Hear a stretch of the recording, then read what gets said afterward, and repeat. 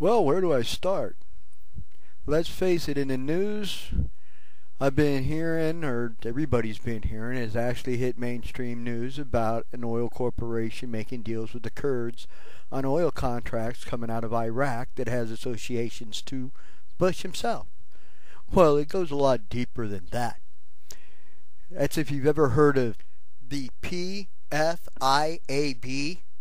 the President's Foreign Intelligence Advisory Board.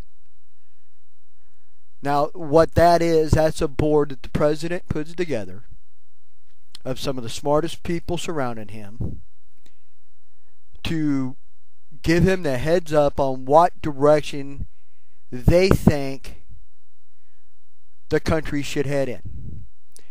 They're a think tank, if you will. President's choice, you get the best person in the environment, the best person when it comes to technology, military technicians, whatever. It's the president's choice of the people he picks to hold this position or to be a member of the president's Foreign Intelligence Advisory Board. Now this almost sounds like something that Bush may have started all on his own. Something he came up with. No, actually, this has been around since 1956. Actually, it was put there by Dwight Eisenhower. And it's a good idea. I mean, if I was running as President of the United States, I would want some of the smartest people I could possibly get surrounding me. And now one of the biggest things about this position is you have access to all top secret information. It doesn't matter if it's coming out of the FBI, the CIA, the NSA, or NSI, anything. You've got access to every bit of information. Because you got to know what's going on in the rest of the world to actually say what direction you think the country should go in, to advise the president. And I would want the smartest motherfuckers running that walk the globe in that position. Now when we get back to the nice little oil deals that are going on in Iraq, you actually got to pay attention to who Bush has in that position. Nice little people like William DeWitt Jr. has been in cahoots with Bush with his little shady business dealings since 1984. That's the kind of people he has in that position. Or Hunt from Hunt Oil Company. Now that's the funny thing with Hunt. He's been around for a while. He's gave $100,000 to the Bush campaign to get, as far as an election donation back in 2000. He actually has met with Bush and Laura, for that matter, representing the SMU, Southern Methodist University in Texas, to talk about Bush's legacy. You know, the SMU is planning on doing the Bush Library. Nice little Mr. Hunt is the one that brought this opportunity to Bush. The problem is it only a legacy as far as a library through a university? Methodist University at that. There comes your religious donations hard at work, hey? But get back to what Hunt is doing. Hunt is actually working with the Kurds at the moment. They've actually signed contracts to where he's going to benefit from the position he was put in. Bush is a capitalist. He doesn't care about this country one iota. He's in it for the big bucks, and he said it himself. When asked what he would do after his presidency is over, he said straight out, it'd be time to make the fat cash.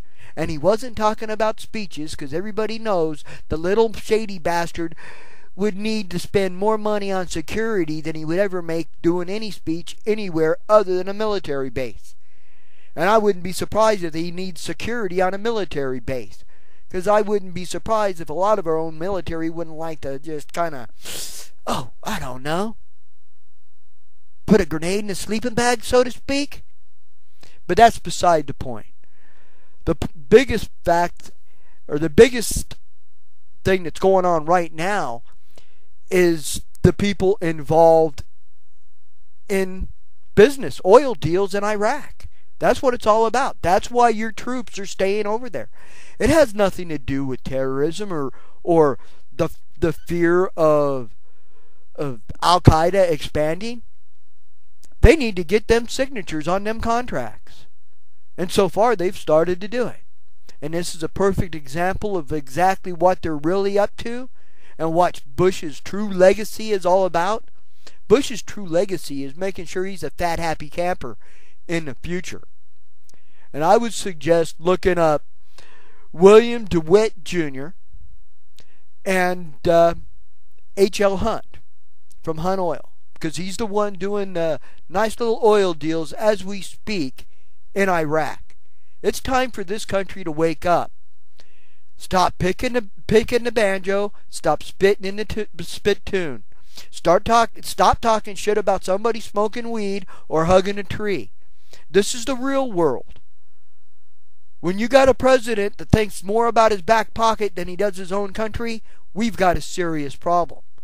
And from my point of view, I see pretty much the Republican Party with that mindset. Me, and it's more me. You know, maybe you can tip-tap your nose in a bathroom stall if you like. I really don't care for that type of people running my government. Especially people running my government that are out for themselves and not for this country. We could use a little loyalty. And what is it going to take for us to get it? So pay attention to what's going on and the real reason why Bush wants to stay in Iraq. And who are really the ones keeping our troops there for more and for what reason. At least, I'm not even going to say at least. I hope the Democrats do not fund any more of this bullshit. They're not going to cut the money off altogether. They've already said they're not going to, and it'd be a political suicide for them to do so. But I do expect them to any money they do put out there is going to require bringing back our troops or no deal. Let Bush veto it. Send it right back to him and let him veto it again. Then it isn't the Democrats cutting off the funding to the troops. It's Bush himself and his scrawny little oil buddies.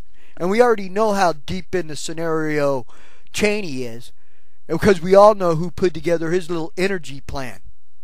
So wake up, people. Pay attention to what's going on, and let's stop these fuckers before it's too late. You guys have a good one and take care.